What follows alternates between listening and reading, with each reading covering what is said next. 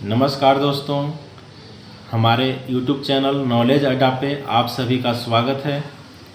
आज मैं पुनः उपस्थित हुआ हूँ एक नए टॉपिक के साथ एक्सरे टेक्नीशियन कोर्स का। तो आप लोग वीडियो के लास्ट तक बने रहें और जो लोग नए हैं वो हमारे वीडियो को सब्सक्राइब करें, चैनल को सब्सक्राइब कर लें ताकि आने वाले वीडियो का नोटिफिकेशन आप तक पहुँच सके और वीडियो को लाइक तथा शेयर कर दें। तो चलिए बिना देर किए शुरू करते हैं आज का हमारा टॉपिक। आज का पहला टॉपिक है मेथड ऑफ हीट डिसिपेशन। हम लोग पिछले वीडियो में एक्सरे प्रोडक्शन के बारे में पढ़ चुके हैं।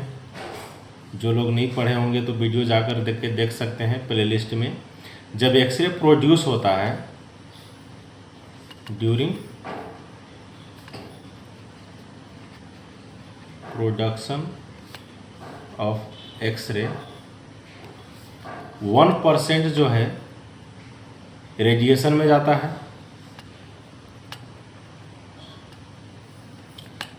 एंड 99% जो है वो हीट प्रोड्यूस होता है।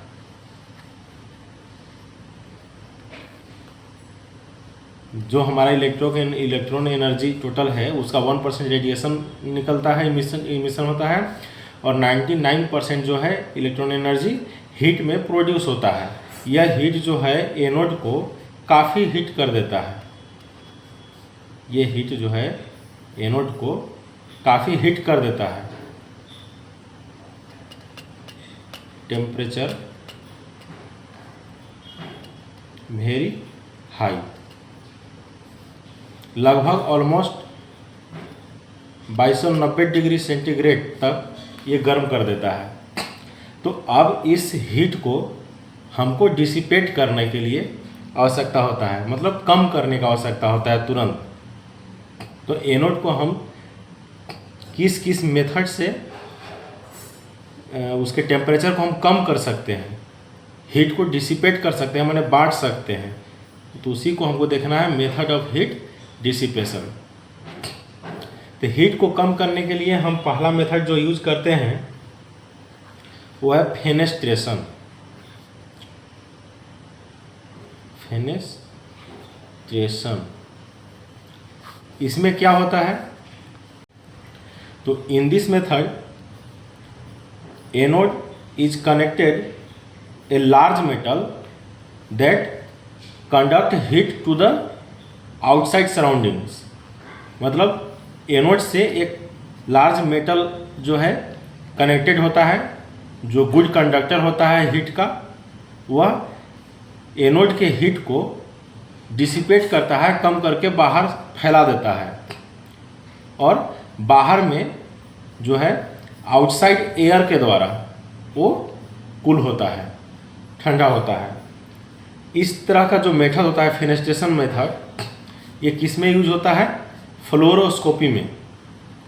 Use in fluoroscopy. फ्लोरोस्कोपी में फेनेस्ट्रेशन का यूज किया जाता है हीट डिसिपेट के लिए, जो बाहर के कूलिंग आउटर एयर द्वारा कूलिंग होकर के हीट को कम करता है, जिसको हम लोग फेनेस्ट्रेशन कहते हैं। दूसरा हमारा मेथड है फैन। इसमें क्या होता है कि लो और मीडियम थेरेपी ट्यूब्स में, लो एंड मीडियम रेंज के जो थेरेपी ट्यूब होते हैं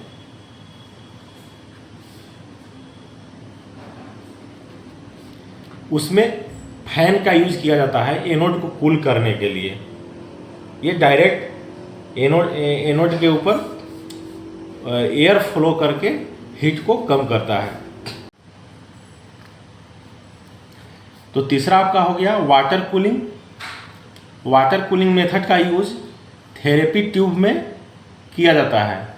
ये टू वे कूलिंग सिस्टम है, मतलब इसमें एनोड जो है वो ऑयल में सस्पेंडेड होता है, जिससे वो एनोड का टेम्परेचर जो है हीट वो ऑयल को ट्रांसफ़र होता है और लास्टली ऑयल जो है वाटर के द्वारा कूलिंग होता है, तो इसको वाटर कूलिंग बोलते हैं। और चौथा आपका है ऑयल कूलिंग, इसका यूज़ जो है डायग्नोस्टिक एंड थेरेपी दोनों ट्यूब में किया जाता है। वाटर कूलिंग का यूज़ केवल थेरेपी ट्यूब में होता है, लेकिन ऑयल कूलिंग का यूज़ डायग्नोस्टिक में भी और थेरेपी ट्यूब में भी यूज़ होता है। इसमें जब हम लोग एक्सरे ट्यूब के बारे में पढ़ रहे थे तो उसमें हम लोग देखे थे कि जो कैथोड एनोड का जो एनवलप होता है पायरेक्स ग्लास का, उसके चारों तरफ ऑयल रहता है, जिससे एनोड का जो हीट है, एनोड जब हीट होता है तो पायरेक्स ग्लास को हीट कर देता है और ग्लास से हीट जो है ऑयल को ट्रांसफ़र हो जाता है, जिससे ऑयल उसको कूल कर देता है।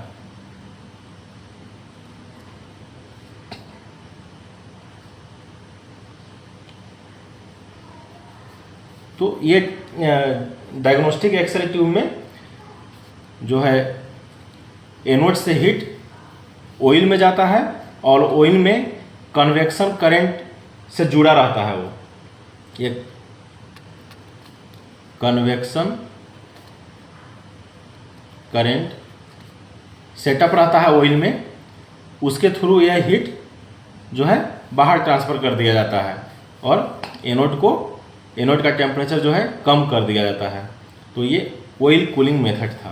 तो ये 4 तरह के हमारा 4 मेथड है हीट को डिसिपेट करने का। एक फेनिस्ट्रेशन, दूसरा फैन, तीसरा वाटर कूलिंग और चौथा ऑयल कूलिंग। इसको कंडक्शन मेथड भी कहते हैं, क्योंकि इसमें ऑयल एनवेलप जो है ऑयल में सस्पेंडेड होता है और ऑयल से कन्वेक्शन करंट सेटअप होता है ऑयल में। In oil convection current setup होता है जो हीट को बाहर तक लाता है। तो ये कंडक्शन मेथड भी इसको बोलते हैं।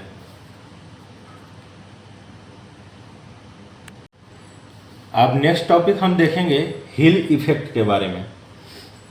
तो हिल इफेक्ट क्या है? तो हिल इफेक्ट एक कंडीशन है एक्सरे रेडिएशन प्रोडक्शन के दौरान, जिससे क्या होता है कि एक्सरे रेडिएशन का जो इंटेंसिटी होता है वो कैथोड साइड जो है हायर होता है than on the anode side.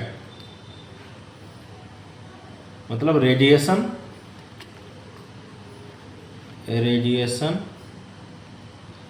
Intensity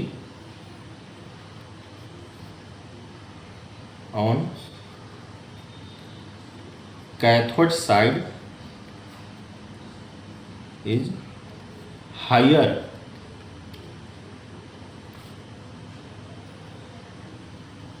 than on anode side. इसको हम क्या कहते हैं? Heel effect.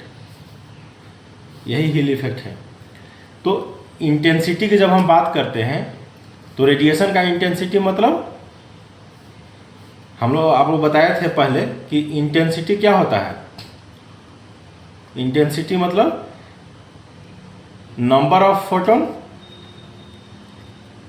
को मल्टीप्लाई किया जाता है energy of each photon. Number of photon को जब एनर्जी ऑफ फोटोन से मल्टीप्लाई करते हैं तो उसको इंटेंसिटी बोलते हैं। यानी इंटेंसिटी मतलब उसका बताता है कि पेनिट्रेटिंग पावर कितना है।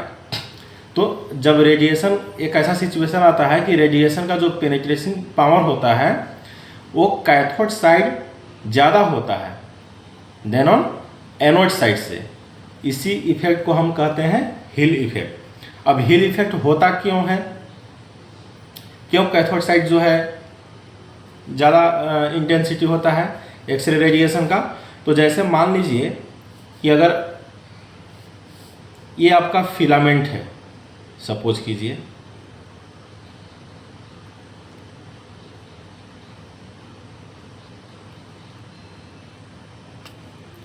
ये आपका फिलामेंट है, ये फोकसिंग कप है और आपका ये एनोड है।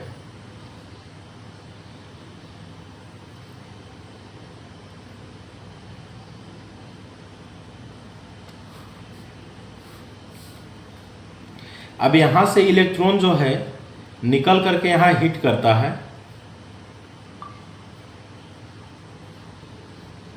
तो जिस एरिया को इलेक्ट्रॉन हिट करता है उसको हम लोग क्या बोलते हैं, फोकल स्पॉट। क्या बोलते हैं, ये जो एरिया है इसको बोलते हैं फोकल स्पॉट। फोकल स्पॉट मतलब वह एरिया जहां पे इलेक्ट्रॉन एनोड को टारगेट कर रहा है, हिट कर रहा है।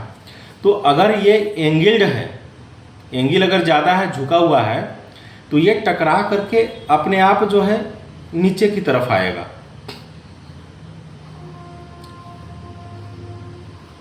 जो एक्सरे बीम होता है, ये क्या है, एक्सरे बीम। लेकिन आपको पहले बताए भी होंगे, पिछले वीडियो में जो एक्सरे ट्यूब वाला वीडियो है उसमें एनोड एंगल जो है 1 डिग्री से लेकर के 20 डिग्री तक यूज किया जाता है। Anode angle, anode angle. अब यदि एनोड एंगल कम रहेगा, जैसे मान लीजिए ये सपोज कीजिए ऐसे रहेगा डायरेक्ट सीधा, तो ये इलेक्ट्रॉन टकरा करके क्या होगा, इधर चला जाएगा, इधर चला जाएगा। तो एनोड एंगल कम होने के कारण जो एक्सरे रेडिएशन यहाँ से जनरेट होगा, प्रोड्यूस होगा, वो कैथोड साइड ही चला जाएगा। और इधर से फिर बाहर में जो है ये जो लेड वायल लगा होता है, लेड का लेयर लगा होता है वाल में, एक्सरे ट्यूब में पढ़े होंगे, तो ये एब्जॉर्ब कर लेता है। तो छोटा मोटा एनर्जी को तो एब्जॉर्ब कर लेगा, लेकिन जो हाई एनर्जी वाला एक्सरे होगा वो टकरा करके फिर पुनः इधर उधर जा करके निकलेगा कैथोड साइड से, इस साइड से। लेकिन जिसका अगर एनोड एंगल ज़्यादा है तो ऑटोमेटिक नीचे की तरफ निकलेगा। तो जो इधर वाला रे होगा, इधर, ये हायर इंटेंसिटी का होगा, हायर इंटेंसिटी। और इधर का जो बीम एक्सरे रेडिएशन होगा वो लोअर इंटेंसिटी का होगा। इसीलिए जनरली ट्यूब में जो है 15 से 17, मोस्टली 17 डिग्री ही एनोड एंगल यूज किया जाता है, ताकि अधिक से अधिक एक्सरे बीम विंडो से बाहर आ सके। तो उसमें ये कैथोड साइड जो है इंटेंसिटी ज़्यादा होता है और एनोड साइड उससे कम इंटेंसिटी का एक्सरे बीम आता है। इसको हम लोग हिल इफेक्ट कहते हैं। इसका एप्लीकेशन क्या होता है, तो इसका एप्लीकेशन में हम मतलब इसका यूज क्या करते हैं एक्सरे करने में। तो जैसे हम मान लीजिए थोरैक्स का एक्सरे कर रहे हैं, चेस्ट का, तो चेस्ट एक ऐसा स्ट्रक्चर है ह्यूमन बॉडी का कि उसमें अपर साइड में कुछ कम स्ट्रक्चर पाया जाता है, डेंसिटी पाया जाता है, लेकिन लोअर साइड में एब्डोमेन का अपर पार्ट हो गया, उस साइड में पार्ट्स का जो डेंसिटी होता है वो ज़्यादा होता है। तो उसमें हम इसका यूज क्या करते हैं कि जो जिस पार्ट का डेंसिटी ज़्यादा है उसको हम कैथोड साइड रखते हैं। ट्यूब में एनोड किधर है, कैथोड साइड किधर है, ये तो उसका लेवलिंग से पता चल जाएगा। तो जो फैट पार्ट है, फैट पार्ट मतलब मोटा भाग जो है वो कैथोड साइड रहेगा, कैथोड साइड। और जो थिनर पार्ट है मतलब लो डेंसिटी का,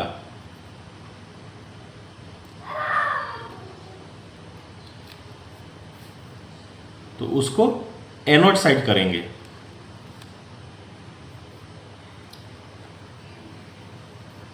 तो इससे हमारा जो फिल्म का जो क्वालिटी है थोड़ा वो इम्प्रूव होता है, क्योंकि इंटेंसिटी जिधर ज़्यादा रहेगा उधर ज़्यादा फैट, अगर फैट पार्ट रहेगा तो हमारा जो क्वालिटी है इमेज का वो अच्छा आएगा।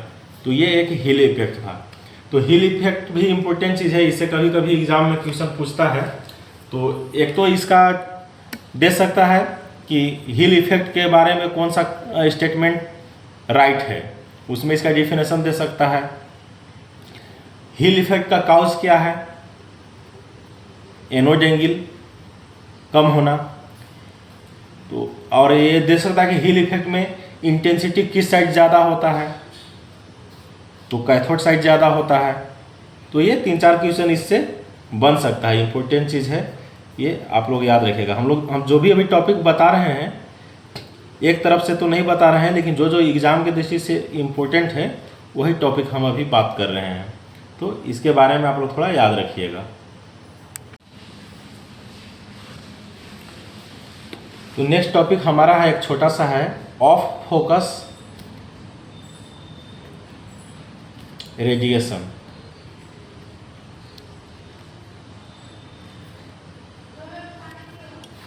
तो ये टॉपिक बहुत छोटा है, लेकिन ये कहावत है ना कि छोटा बहुत खोटा होता है, कभी कभी पूछ लेता है। हम किसी किसी एग्ज़ाम में देखे हैं, जैसे यूपी का पैरामेडिकल एग्ज़ाम वगैरह में एक जगह पूछा था कहीं इसमें।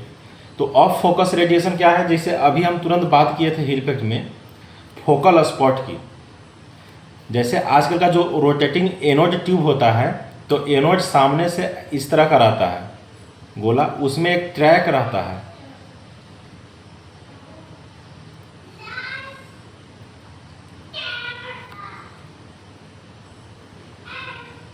ये फोकल ट्रैक है जहाँ पे इलेक्ट्रॉन स्ट्राइक करेगा। लेकिन कभी कभी क्या होता है कि कुछ इलेक्ट्रॉन जो है स्कैटर्ड होकर के वो मेटल को एनोड में जो मेटल लगा होता है इधर स्ट्राइक करेगा। तो इधर स्ट्राइक जब करेगा तो यहाँ से जो एक्स रेज रेडिएशन निकलेगा, क्योंकि ये भी तो ये टंगस्टन का ही होता है, तो इधर से जो एक्स रे रेडिएशन निकल रहा है, जब इधर इलेक्ट्रॉन स्ट्राइक करेगा तो इसका एटम के इलेक्ट्रॉन को इजेक्ट करेगा, तो उसका एनर्जी जो है हीट में और एक्स रे रेडिएशन में कन्वर्ट होगा ही। तो इधर से जो एक्स रे प्रोड्यूस हो रहा है रेडिएशन, मतलब outside of focal track, outside of focal track, इसको ऑफ फोकस रेडिएशन कहा जाता है। मतलब जो रेडिएशन फोकल ट्रैक के आउटसाइड से निकल रहा है उसको ऑफ फोकस रेडिएशन कहा जाता है। और ऐसा कितना होता है, 15%। ये क्वांटिटी आप लोग याद रखिएगा, इम्पोर्टेंट है। 15% of electron strike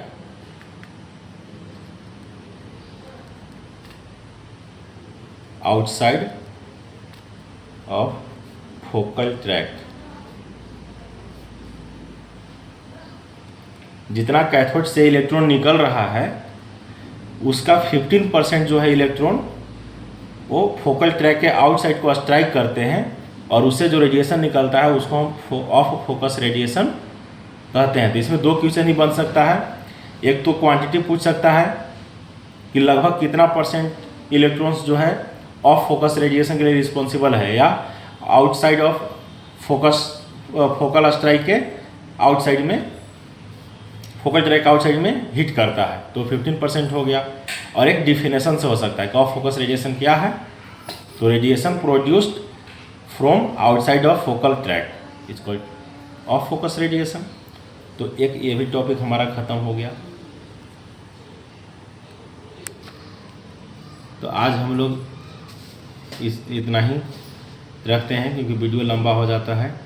next day हम लोग देखेंगे ट्यूब फेल्यूर के बारे में।